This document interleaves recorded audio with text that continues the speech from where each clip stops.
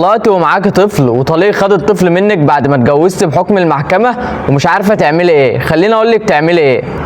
في الحالة دي القانون المصري بيدي للأم حق إنها ترفع دعوى استرداد حضانة، بس ده لو حصل تغيير في الظروف أو الأب فقد صلاحية الحضانة. طب زي إيه بقى الحالات دي؟ زي مثلا لو الأب أهمل في الطفل أو سافر وسابه عند حد تاني.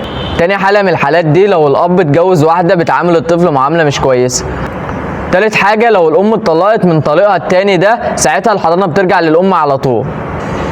في كمان نقطة مهمة، الطفل بيتخير بعد 15 سنة يبقى مع أمه ولا مع أبوه، بس القاضي ممكن يسمع رأيه عادي حتى لو الطفل صغير عن 15 سنة، ودي بتبقى مجرد مؤشر أو قرينة على نفسية الطفل. فلو عنده 10 أو 11 سنة وقال إنه مرتاح مع أمه، القاضي ممكن ياخد كلامه كدليل لمصلحته. طب احنا عاوزين نعرف بعد ما الأم بتفقد الحضانة مين بيكون ليه الحق بعدها؟ القانون هنا بيقول إن جدته ليها الحق إنها تنقل الحضانة لنفسها بعد سقوطها من الأم. طب خلونا كده نوضح سريعا الترتيب الكامل للحضانة. هنبدأ بالترتيب من ناحية الحريم.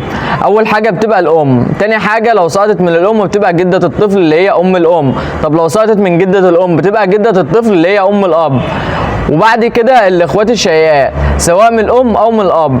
طب لو القاضي ملقاش حد مناسب من الحريم بيتجه للحضانة من جهة الرجالة. اول حاجه بيبقى الاب، طب لو سقطت من الاب بيبقى الجد ابو الاب، طب لو سقطت من الجد ابو الاب بيبقى الاخ الشقيق، وبعد كده الاخ للاب. القانون المصري دايما بيحافظ على مصلحه الطفل اولا سواء الام او جدته او الاب، والحق هنا بيرجع للشخص الانسب لرعايه الطفل. يعني باختصار حتى لو الظروف اتغيرت او الام فقدت الحضانه، جدته ممكن ترفع دعوه حضانه، او الاب لو مفيش حد صالح الحق بيفضل محفوظ للطفل. اعمل لايك وفولو عشان غيرك يستفيد. سلام.